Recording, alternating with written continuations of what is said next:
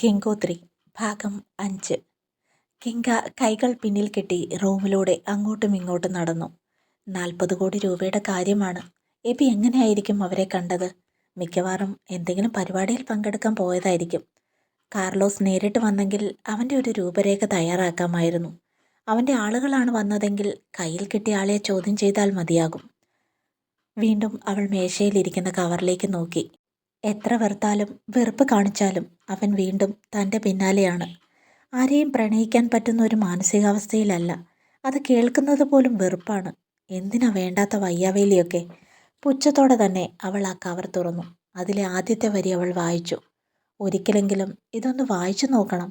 ഒന്ന് വായിക്കുക പോലും ചെയ്യാതെ നീ വേസ്റ്റിലിടുന്ന എന്തിനാണ് എന്ന് വെച്ച ആരാണെന്നറിഞ്ഞില്ലേ? അവൾ മനസ്സിലോർത്തു. പിന്നീട് അവൾ അത് വായിച്ചു തുടങ്ങി. നിന്നെ എത്രത്തോളം വെറുക്കാൻ നോക്കിയാലും നീ എനിക്ക് ആരൊക്കെയോ ആയിരുന്നു. ഞാനിതുപോലെ ആരെയും സ്നേഹിച്ചതായി അറിയില്ല. ഇനി ആരെയെങ്കിലും സ്നേഹിക്കുമോ എന്നും എനിക്കറിയില്ല. പക്ഷേ ഇത്രമേൽ ഭ്രാന്തമായി നിന്നെ മാത്രമേ ഞാൻ പ്രണയിച്ചിട്ടുള്ളൂ. എൻ്റെ ലോകത്ത് നിന്നേക്കാൾ പ്രിയപ്പെട്ടതായി എനിക്ക് മറ്റൊന്നുമില്ല. എനിക്ക് ആരൊക്കെ ഉണ്ടെങ്കിലും നീയില്ലാത്തതിൻ്റെ ഒരു കുറവുണ്ടല്ലോ. അത് വല്ലാത്തൊരു വേദനയാണ്. ഒത്തിരി നാൾ ഭൂമിയിൽ ജീവിക്കുന്നതിനേക്കാളും എനിക്കിഷ്ടം നിൻ്റെ കൂടെ ഒരു നിമിഷമെങ്കിലും ജീവിക്കുന്നതാണ്. സ്വന്തമാവില്ല എന്നറിയാം. എന്നിട്ടും നിനക്ക് വേണ്ടിയുള്ള ഈ കാത്തിരിപ്പ് അതൊരു സുഖം തന്നെയാണ്. കാത്തിരുന്ന് ഒരു ദിവസം ദൈവത്തിന് തോന്നിയാലോ നിന്നെ എനിക്ക് ഇങ്ങോട്ട് തരാൻ. എനിക്ക് വേണം നിന്നെ 1000 വർഷം നെഞ്ചോട് ചേർത്ത് സ്നേഹിക്കാൻ. ഓരോ തവണ നിന്നെ കാണുമ്പോഴും ഞാൻ അറിയുന്നു നീ പോലും അറിയാത്ത എൻ്റെ സ്വകാര്യ പ്രണയം. കുന്നോളം സ്നേഹം ഞാൻ കൂട്ടിവെച്ചിട്ടില്ല. പക്ഷേ കൂട്ടിവെച്ച സ്നേഹങ്ങളിൽ നിറയെ നീയുണ്ട്. നിന്നെ ഞാൻ തേടി വന്നതല്ല, വിധിയാണ് നമ്മളെ കൂട്ടിയിണക്കിയത്. പരസ്പരം കണ്ടുമുട്ടാൻ സഹായിച്ചത്. മരണം വരെ ഇതുപോലെ ചേർന്ന് നിൽക്കാനാണ് എനിക്കിഷ്ടം. നിൻ്റെ ഓരോ നോട്ടത്തിലും ഞാൻ നിന്നിലേക്ക് കൂടുതൽ അടുക്കുകയായിരുന്നു.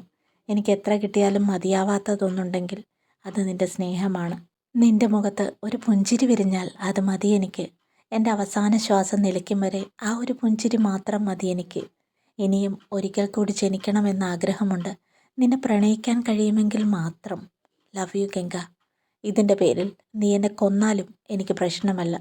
ദേഷ്യം കൊണ്ട് വലിഞ്ഞു മുറുകുന്ന നിൻ്റെ മുഖം എനിക്ക് കാണാൻ സാധിക്കും. ഞാനാണെന്ന് വിചാരിച്ച് ഭിത്തിയിൽ പോയി ഇടിച്ച് കൈ കളയണ്ട. സ്നേഹത്തോടെ എബി. അവൾ ആ കത്ത് കുനുകുന വലിച്ചു കീറി മുറിയിലേക്ക് എറിഞ്ഞു. കൈ തരിക്കുന്നു. അവൾ പെട്ടെന്ന് ഫോണിൽ തമ്പിയെ വിളിച്ചു. ഹലോ തമ്പി, ആ കോന്തനെ പറഞ്ഞു വിട്ടായിരുന്നു? ആ എബി എഴുത്തുകാരനെ? ഗംഗ ചോദിച്ചു. വിട്ടല്ലോ മാഡം. അപ്പോൾ തന്നെ റെയിൽവേ സ്റ്റേഷന് വിട്ടു. അയാൾ നാട്ടിലേക്ക് പോന്നു. ഇവിടെ എഴുത്തുകാരുടെ ഏതോ പരിപാടിയിൽ പങ്കെടുക്കാൻ വന്നതായിരുന്നു. അപ്പോഴാണ് നമ്മുടെ വണ്ടി കണ്ടതും അങ്ങനെയൊക്കെ സംഭവിച്ചതും. വഴി സൈഡിൽ നിർത്തിയിട്ടിരിക്കുന്ന വണ്ടിയിലേക്ക് ആരൊക്കെയോ കയറുന്നത് അയാൾ കണ്ടു. അയാൾക്ക് കണ്ടിട്ടെന്തോ പന്തികേട് തോന്നി. അങ്ങനെ വണ്ടിയുടെ പിന്നാലെ പോയതാണ്. വണ്ടി ഒരു ഇടവഴിയിലേക്ക് കയറി. കാർലോസിൻ്റെ ആൾക്കാരെ കണ്ട് ഓട്ടോക്കാരൻ പേടിച്ചു. അയാൾ തിരിച്ചു പോകാൻ തുടങ്ങി. പക്ഷേ എബി സമ്മതിച്ചില്ല. ഒരു ഭാഗമായി അവർ പുറത്തേക്ക് വന്നു. പിന്നാലെ വന്ന ഒരു വെള്ള ഇന്നോവയിലാണ് അവർ പോയത്. ഡ്രൈവർ ബോധമില്ലാതെ കിടക്കുകയായിരുന്നു. അയാളാണ് ഡ്രൈവറുടെ പോക്കറ്റിൽ നിന്ന് ഫോണെടുത്ത് ആദ്യം കണ്ട നമ്പറിലേക്ക് വിളിച്ചത്. ഞങ്ങൾ ചെല്ലുന്നത് വരെ അയാൾ അവിടെ തന്നെ ഉണ്ടായിരുന്നു. ഓട്ടോക്കാരനെ പറഞ്ഞു വിട്ടു.